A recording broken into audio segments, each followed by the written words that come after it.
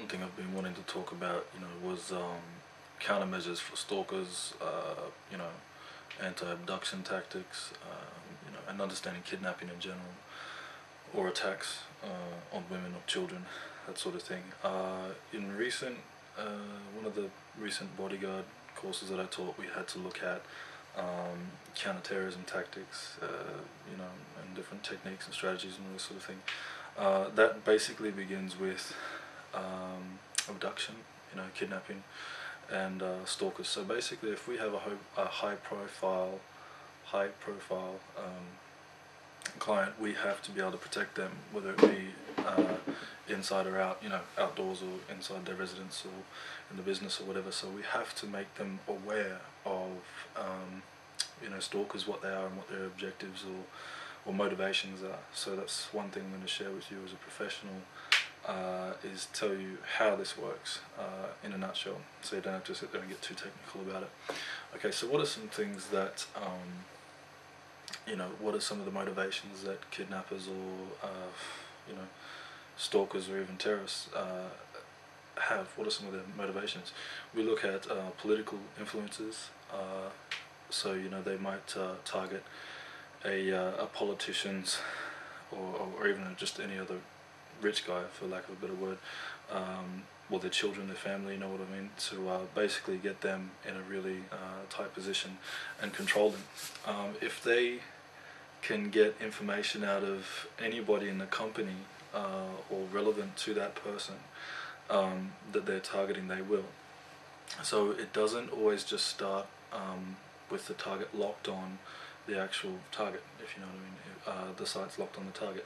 It will start in the outer circle of trust and work its way in. That's what a stalker does. That's what a real stalker, or even terrorists, do as well.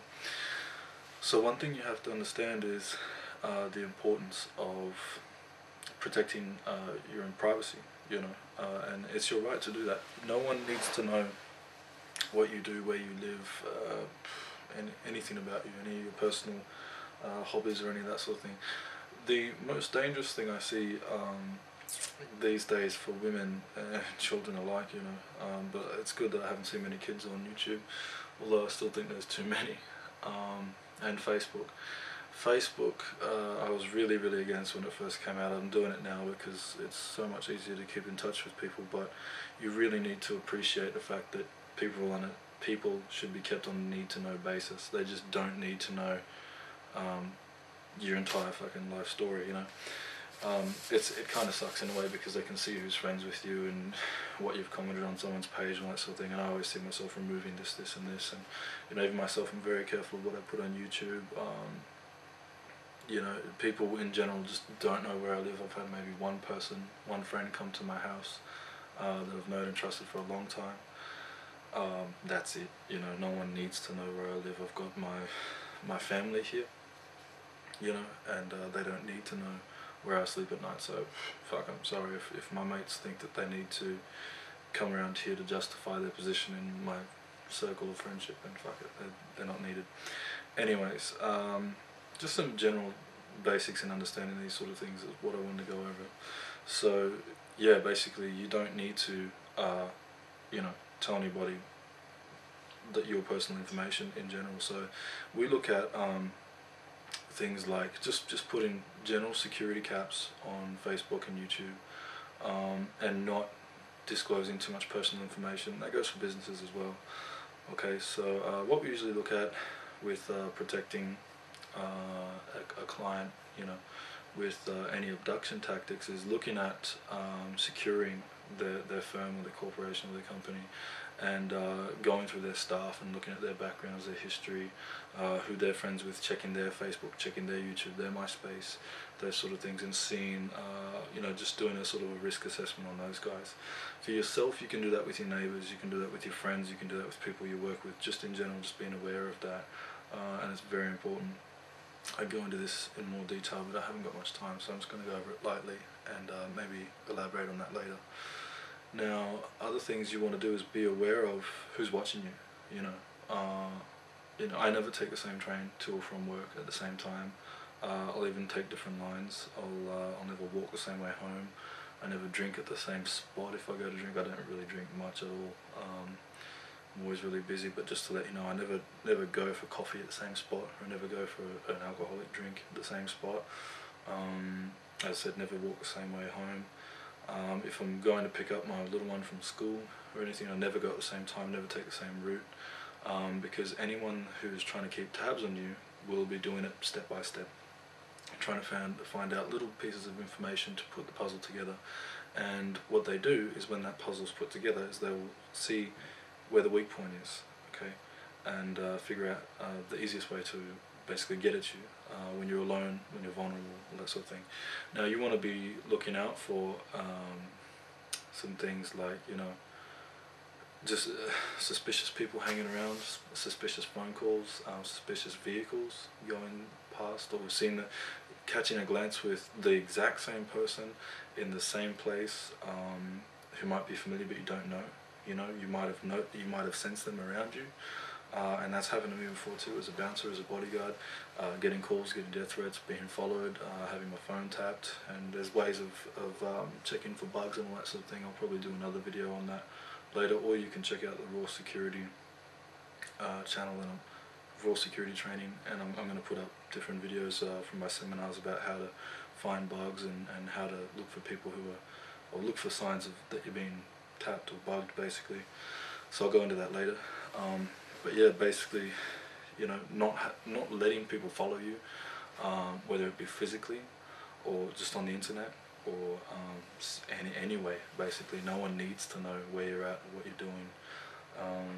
And it might sound paranoid, it might sound a bit horrible to think that of another human being or fellow citizen, but it's true. It can happen to anybody. And I use a good example, like you know, To Catch a Predator. And you look at that, there's tons of guys who are teachers at school, and you know, they turned out to be gay pedophiles, you know, looking for kids who are 13 years old and stuff, and actually going to their house when their parents weren't there. And Jesus, you know, what's going on there? So I'm not saying that everyone's a suspect until proven innocent, although in this sort of industry you kind of do.